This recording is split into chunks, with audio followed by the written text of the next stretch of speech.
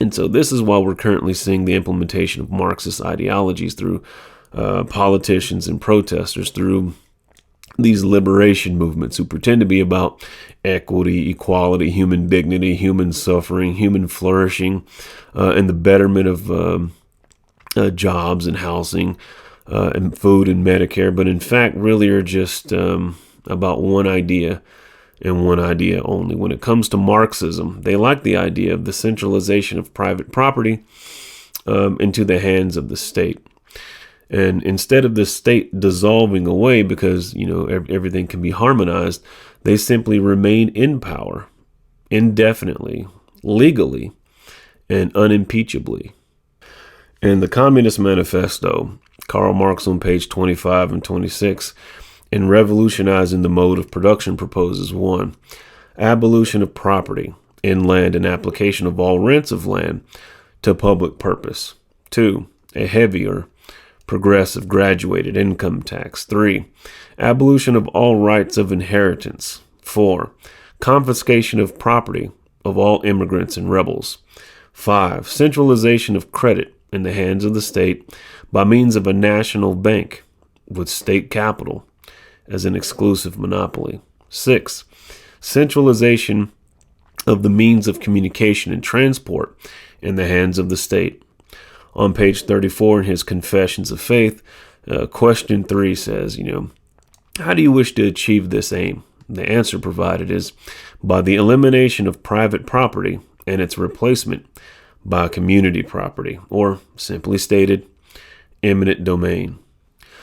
This means that, all property becomes the state's property, and then the state determines what the public can and cannot use and how it uses it. On page 25, he talks about the abolishment of countries, where he says, the communists are further reproached with desiring to abolish countries and nationality. The working men have no country. We cannot take from them that which they have not gotten. So for these elite, there's this great opportunity here. It's an opportunity to preach these Marxist ideas, about, equity, equality, the plight of the suffering working class, its oppression by the bourgeois or the merchant class. They currently have political power. He says when the merchant class has political power, he defines it on page 27 of the Communist Manifesto. He says, political power properly so called is merely the organized power of one class for oppressing another. And so seizing upon all that rhetoric to speak to the heart of the working class men and women around the world, if they buy into these ideas, if they buy into ideas like class struggle, the oppressive merchant class, equity, equality, the masses may think that things will change for them if these socialistic ideas are implemented. But it's nothing but a trick, a ruse, a con game to get these people to vote in not only the people, but the policies that support the centralization of private property on all levels into the hands of the state.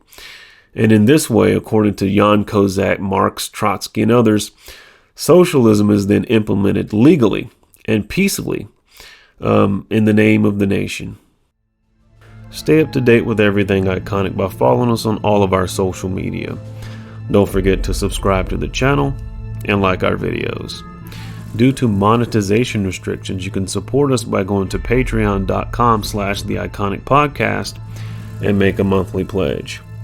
We are happy to announce the launch of the Iconic Label, where you can go to theiconiclabel.com and purchase an ever-expanding line of merchandise and gear. And now, without further ado, enjoy part 2 of Communist Subversion.